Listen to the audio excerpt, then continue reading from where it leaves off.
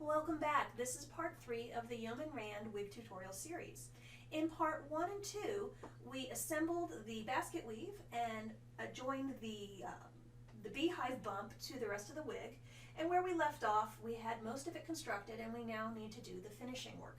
I apologize, in the video I originally did, I've lost it, and so I've had to recreate a little. So bear with me, but I'm going to walk you through how to go. So this is about where we were when we left off.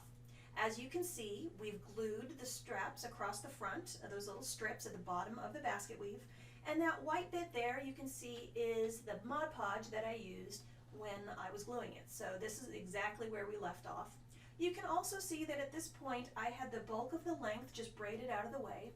Not shown in this video series, I went ahead and unbraided it and then just cut it off long so that it could go ahead and stay out of the way and move as I'm doing these next parts. So for this next part, here's just the other side. Again, the white is showing where we were letting it dry. I'm going to take the two strips that I glued across, and I'm going to show those here in green in a second. And what I'm going to do is I'm going to take those and I'm going to stretch them underneath the bulk of the wig. And as I do that, I'm going to take one of my dental elastics, those clear elastic bands, and I'm just going to go ahead and join that in there. So here you can see, again, this wig is a little bit further along, but I just take it under the back there, I take those strips, and you're going to be able to see right there, I've got the dental elastic, and that's just holding those pieces together neatly under the bulk of the hair.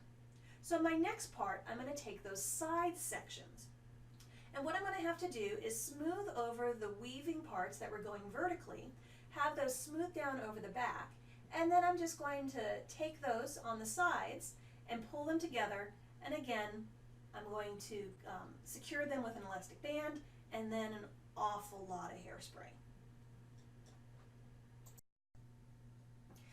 Now I'm going to go ahead and start finishing the wig. So not shown, I went ahead and trimmed the bangs to be at the length I wanted them for me. And in this next part, when I'm using the curling iron, please make sure you double check and make sure of the heat sensitivity of the wig you're using. You don't want to melt the wig. So after it's trimmed, I just took a very fine narrow barrel curling iron. Again, check the temperature. And using that, I went ahead and just did an under curl across the bangs to get the look I wanted there.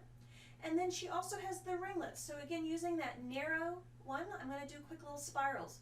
Can't stress enough. Double check and make sure your wig is heat sensitive. That's a great use for those scraps you hacked off.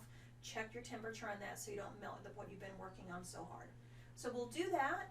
And then we're going to go ahead and just clean up the back, and then we're going to be done. Really, all that's left to be done now is to take your scissors and just even up the back.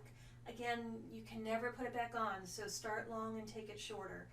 But here I am just evening it up a little bit, and that's pretty much your work there. So that's how we go ahead and get the Rand wig tutorial put together.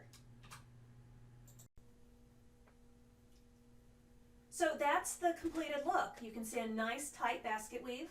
This wig is much lighter than the blonde I used on the 2019 Star Trek cruise. I think I prefer the other one for myself, but it gives you a great look, and I hope you found this tutorial helpful, and I hope to see a bunch of Rands on the cruise.